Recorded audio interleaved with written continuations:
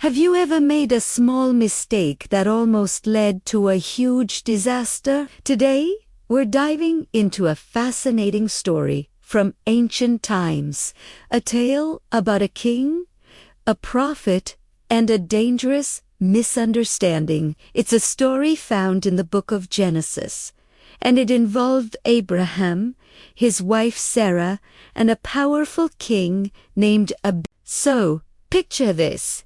Abraham and Sarah are traveling through a foreign land called Gerar. Now, Abraham had this recurring fear because Sarah was incredibly beautiful. He worried that powerful rulers would want her for themselves and might get rid of him to make that happen. So, he comes up with a plan. He tells everyone that Sarah is his sister. It was partially true, as she was his half-sister. But she was also his wife, and that was the crucial detail he left out. King Abimelech, the ruler of Gerar, hears about this beautiful woman, Sarah. Believing she is single, he does what kings in those days often did. He takes her into his palace, intending to make her one of his wives. From Abimelech's perspective, he hadn't done anything wrong. He was acting on the information he was given, but he was about to get the shock of his life. That very night, God comes to Abimelech in a dream.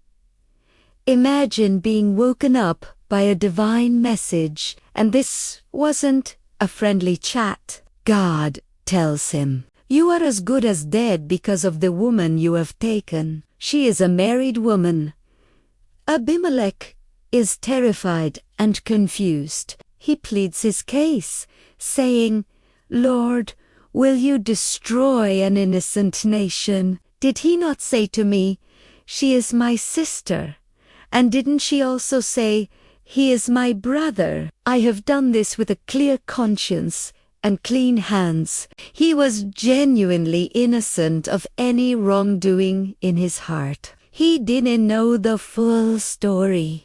God, in his mercy, acknowledges this. He replies in the dream, "Yes, I know you did this with a clear conscience, and so I have kept you from sinning against me. That is why I did not let you touch her." This is a powerful moment. God protected Abimelech from a sin he was about to commit unknowingly. Then God gives Abimelech clear instructions.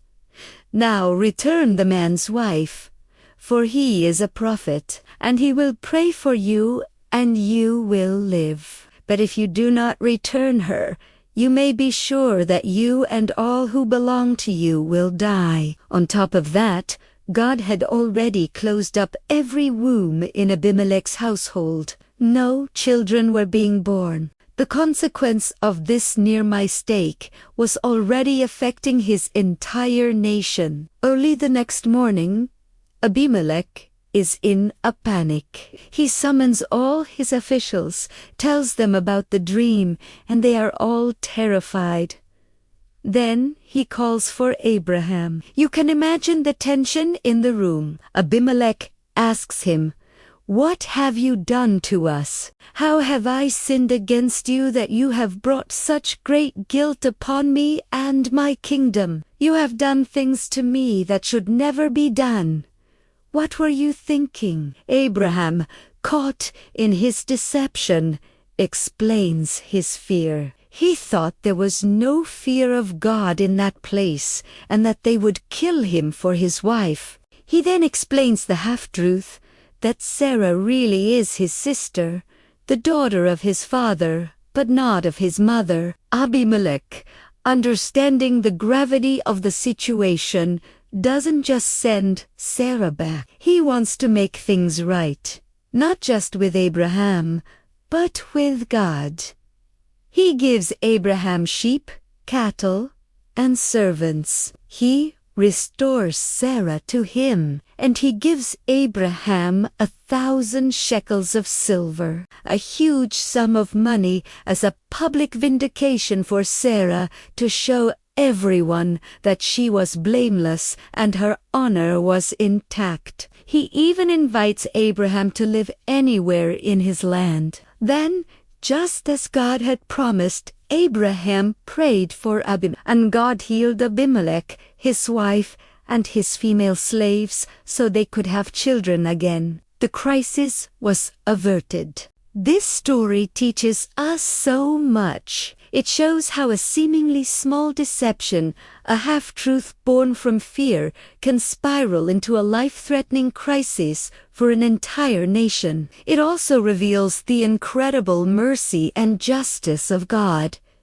He protected Abimelech from sinning and gave him a chance to make things right. And it highlights the consequences of our actions, even when our intentions aren't malicious. Abimelech's desire for Sarah, though based on a misunderstanding, brought a curse upon his household. His greed, even if innocent, had a price. It's a powerful reminder to walk in truth and trust, because our choices can have ripple effects we never intended. What do you think about this story? Let me know your thoughts in the comments below. Thanks for watching, and if you enjoyed this, don't forget to like and subscribe for more stories like this. See you next time.